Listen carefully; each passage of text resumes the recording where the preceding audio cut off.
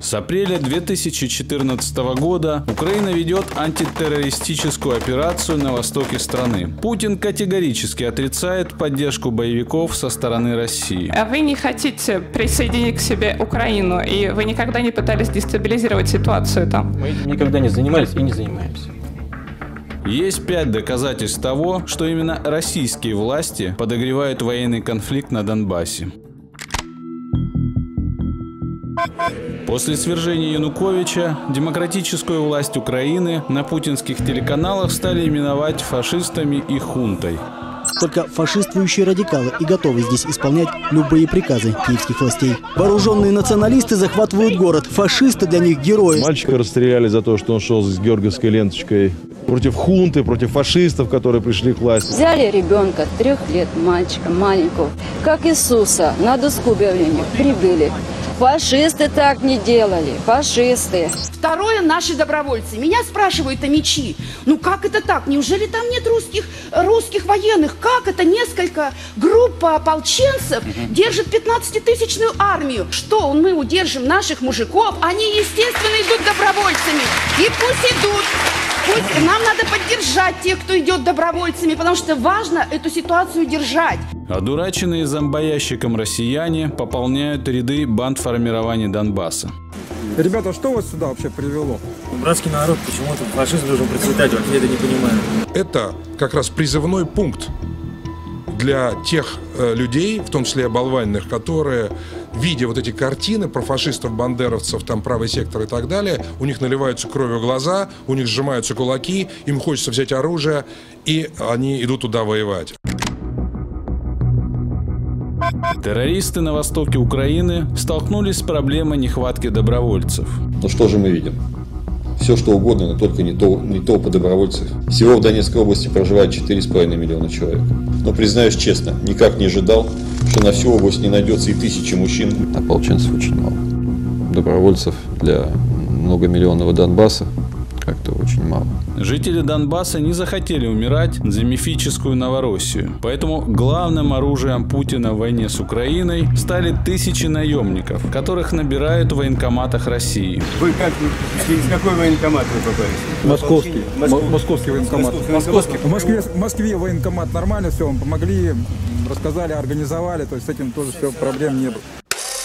Житель Таганрога Олег Рудиков, ветеран Главного разведуправления России и бывший афганец, в конце апреля получил повестку с требованием явиться на поверку. В военкомате ему предложили отправиться в зону боевых действий, чтобы использовать те навыки, которые были приобретены в российской армии.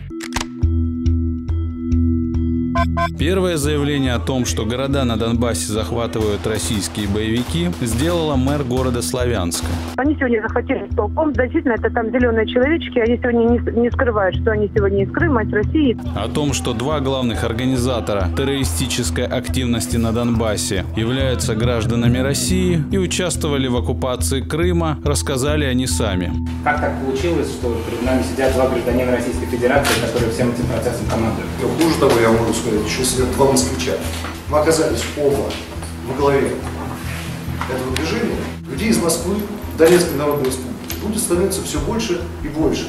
В прошлом я являлся сотрудником Федеральной службы безопасности, уволился 31 марта, был отчислен из части, звание полковника запаса прошлого года. Я не буду скрывать, что я работал в Крыму. Люди, которые создают вот эти народные движения, они друг с другом связаны. Поэтому, завершив работу в Крыму, я совершенно автоматически перешел на работу на юго-востоке Украины. Это был некий непрерывный проект.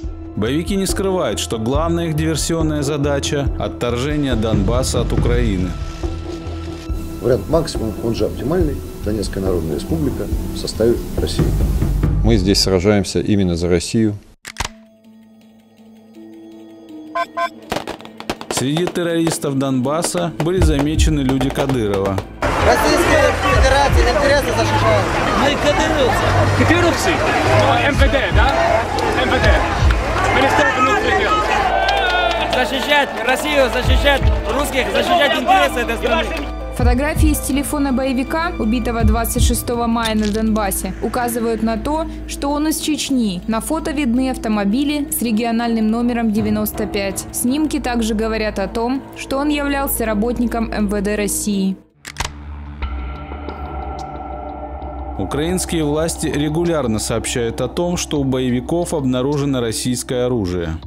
14 июня НАТО показало спутниковые фото, подтверждающие, что с территории России на Донбасс проникли российские танки. В начале июля путинский пропагандист Кургинян открыто признал факт снабжения террористов Донбасса Россией. Россия оказывает вам военно-техническую помощь.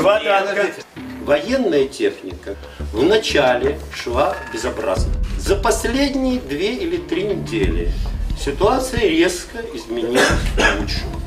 Один из лидеров сепаратистов, Ходаковский, заявил, что ЗРК «Бук», которым сбили Боинг с 300 пассажиров на борту, был передан боевикам России. Я знал, что «Бук» шел из Луганска.